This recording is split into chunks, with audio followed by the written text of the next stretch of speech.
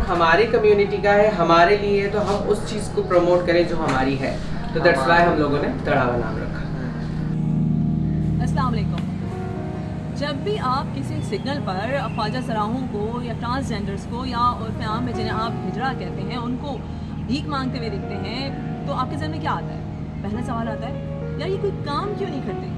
लेकिन अगर मैं कहूँ कि ये ऐसे लोग इनमें से कुछ लोग जो है वो कोई एक अच्छा वाइज़र पेशा भी इख्तियार कर चुके हैं और वो काम भी कर रहे हैं, तो आपको क्या लगेगा? मेरा ख्याल है हमें ऐसे लोगों को सपोर्ट तो करना चाहिए ना। आज मैं आपको एक ऐसे ही किरदार से मिला रही हूँ जिसका नाम है बेबो और उसका अपना सैलून है, और आइए उससे मिलने चलते हैं। चलिए। अस्सलाम वालेकुम, मेरा नाम बेबो हैदर है और मैं एक ट्रांस एक्टिविस्ट हूँ। और अभी हाल ही में मैंने एक सैलून स्टार्ट किया है जिसका नाम तड़ावा सैलून है। और ये एक इकनॉमिकल प्रोजेक्ट है और ये अंडर द सबरन सोसाइटी के है। इकनॉमिकल प्रोजेक्ट स्टार्ट करने की वजह ये है कि कम्युनिटी में बहुत सारे ऐसे स्किल्स होते हैं, ऐसी चीज़ें होती हैं जो पॉलिश करके हम उनको सामने लाते हैं तो उनको मुलाजमत के बेहतर मौके मिलते हैं। तो that's why we are open तड़ावा सैलून। तो यहाँ पर लोग आएँ, कम्युनिटी मेंबर्स आएँ, अपने स्किल्स को बेहतर करें और अपने लिए जॉब्स ढूंढें।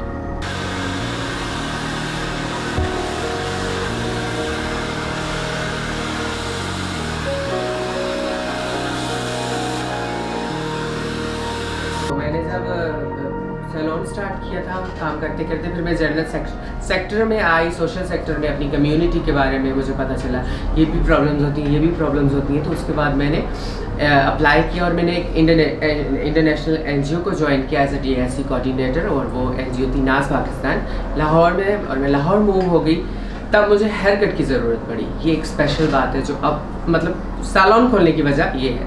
तो मैंने एक सैलून में फ़ोन किया कि मुझे हेयर कट करवाना है, और उन्होंने मुझे कहा कि आपकी आवाज़ औरतों जैसी नहीं है, आप औरत है? मैंने कहा नहीं, I am a trans woman. Sorry, trans womens allow नहीं। ट्रांस वुमन क्या होता है? मैंने कहा ख्वाजा सरा। उन्होंने कहा नहीं सॉरी, हम ख्वाजा सरा अलाउ नहीं करते। फिर मैंने एक और सैलून में फ़ोन किया, फिर एक और सैलून में फ़ोन किया। और वो सैलून ऐसे हैं कि अगर मैं उन सैलून का यहाँ पर बैठ के नाम लूँ, वो जो मॉर्निंग शोज़ में बैठे होते हैं ना वो लोग, वो बोलेंगे कि ओ हमारे बोटॉक्स सारे ख़त्म हो जाएंगे। तो फाइनली एक सैलून था और उसका नाम भी नहीं ले रही। उन्होंने मुझे कहा कि अच्छा आपको किस दिन का अपॉइंटमेंट चाहिए और किससे हेयर कट चाहिए? मैंने कहा इस दिन का अपॉइंटमेंट चाहिए, इससे हेयर कट चाहिए। मैं वहाँ गई, मैंने हेयर कट लिया, उन्होंने मुझसे बात की और उन्होंने मुझे फ्री मैनीक्योर दिया। तो उस वक्त मुझे एहसास हुआ कि काश कि कोई ऐसा सैलून हो जहाँ पर कम्युनिटी जाए और जो चाहे वहाँ से सर्विसेज ले। क्योंकि जब हम कम्युनिटी मेम्बर सोसाइटी के लिए काम करते हैं तो हम अच्छे होते हैं लेकिन जब हम क्लाइंट्स बन के जाते हैं तो वो लोग कहते हैं कि हम लोग अलाउ नहीं करते। तो that's why we are decided कि हमें ऐसा सैलून खोलना चाहिए जहाँ पर कम्युनिटी और सोसाइटी दोनों साथ हों। तो जो सोसाइटी और कम्युनिटी के बीच का गैप हो वो इसी तरह से ख़त्म हो सकता है।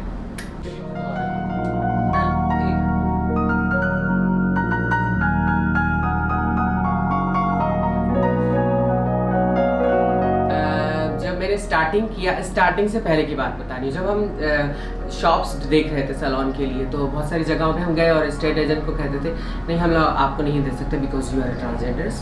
ख्वाजा सराहों को अलाउ नहीं है, किराया ज़्यादा मांगते थे, सारी चीज़ें होती हैं, बहुत सारी ऐसे वैसे भी प्रॉब्लम थी। लेकिन फाइनली ये जो है ये जगह मिली और उसके बाद काम स्टार्ट हुआ। तो आहिस्ता काम होता था और मैं आती थी, मैं जाती थी, मैं आती थी, मैं जाती।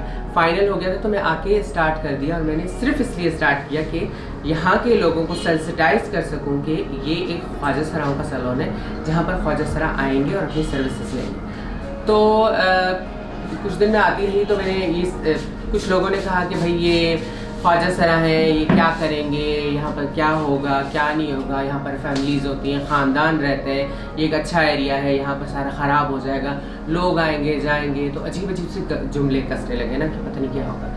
तो उस वक्त मैंने कहा कि अगर मैं आज चुप रही तो फिर मुझे सारी ज़िंदगी चुप रहना पड़ेगा। तो दैट्स वाई मैंने यूनियन से बात की और मैंने उनको कहा कि ये एक सैलून है और यहाँ पर इस तरह का कुछ भी नहीं है, आप लोगों के माइंड में जो है वो माइंड आप अपना चेंज करें। तो उन्होंने कहा ठीक है। फिर मैंने आती रही, सुबह 11:30 बजे आती थी, काम करती थी, झाड़ू लगाती थी, सफाई करती थी, सारा कुछ करती थी। तो उन लोगों ने देखा कि ये सुबह आती है, रोज़ाना आती है, इतनी दूर से आती है, PCHS से आती है, गाड़ी में आती है, फिर शाम को जाती है, रात को जाती। तो फाइनली एक दिन मैं झाड़ू लगा रही थी बाहर, तो उन्होंने कहा कि आप झाड़ू बाहर की मत लगाएं, यहाँ से हम लड़के से झाड़ू लगवाते हैं। मैंने कहा इट्स अ चेंज। फिर उसके बाद इस तरह से उन्होंने, फिर मैं शटर नीचे करती थी, ऊपर करती थी। उन्होंने कहा कि आप सिर्फ बाहर आके खड़ी हो जाया करें, ये लड़का ताला लगा देगा और शटर भी नीचे कर देगा। इसी तरह से उन्होंने मुझे समझा, उन्होंने सोचा, और फिर उनको लगा कि एहसास हुआ कि नहीं, ये भी इंसान है और अगर इनको मौका दिया जाए तो ये खुद को भी बदल सकते हैं और सोसाइटी को भी। तो इसी तरह से ये सारी चेंजिंग हो गई। और आज मैं जब यहाँ से जाती हूँ तो लोग सलाम करते हैं, जब आती हूँ सलाम करते हैं, पूछते हैं क्या हाल है, कैसी हैं आप, काम सही चल रहा है, कोई ज़रूरत तो नहीं, पानी का प्रॉब्लम तो नहीं आता, कुछ और तो नहीं चाहिए। तो इस वजह से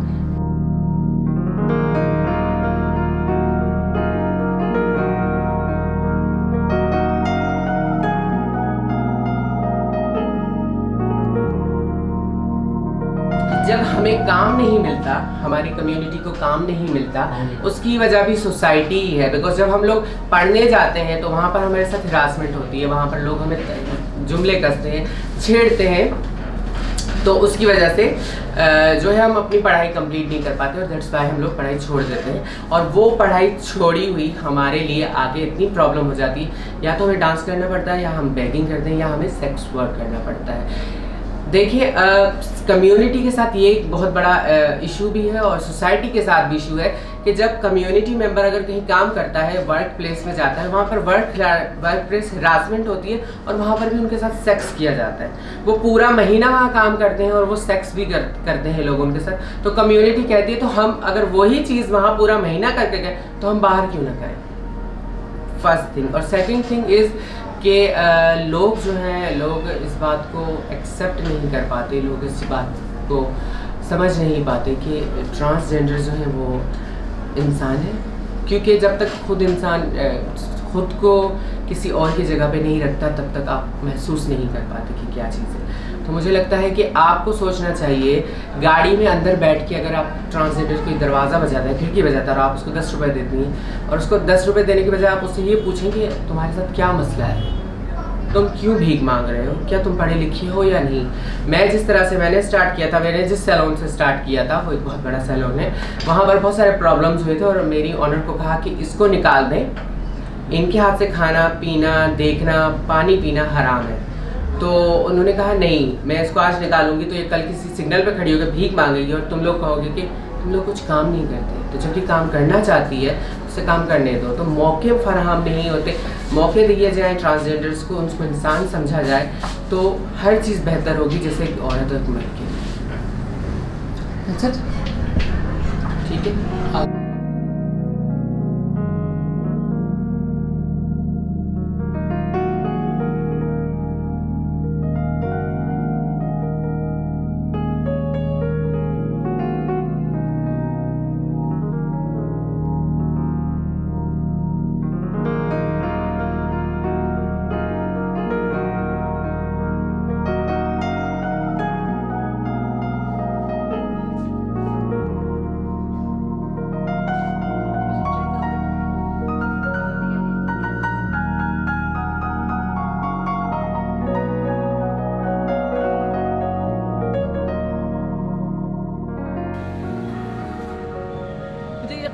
बेबो से मिलकर आपको बहुत खुशी भी हुई होगी और बेबो के किरदार ने आपको इंस्पायर भी किया होगा। और यहाँ व्लॉग के एंड में मुझे आपको एक और बात करनी है। मुझे बहुत सारे ऐसे दोस्त हैं मुझे लगता है जिनका शुक्रिया अदा करना ज़रूरी है, जिनमें से एक शुभम गवाही भी हैं और पुनीत, तेज, इसके अलावा जो है कुणाल, जो मेरे हर व्लॉग को देखकर उस पर बाकायदा मुझे बहुत अच्छे कमेंट करते हैं और मेरी हौसला अफजाई करते रहते हैं। तो thank you so much guys, आप लोग मुझे, और इसके अलावा बहुत सारे और लोग भी हैं लेकिन ये नाम मुझे याद थे। और स्पेशली शुभम, जिसने मुझे कहा था कि प्लीज़ मेरा नाम ज़रूर लेना। तो देखो शुभम, मैंने तुम्हारा नाम ले लिया इस व्लॉग में, ठीक है। टिल माय नेक्स्ट व्लॉग दोबारा मिलेंगे एक अच्छी स्टोरी के साथ, ठीक है। अल्लाह हाफिज़।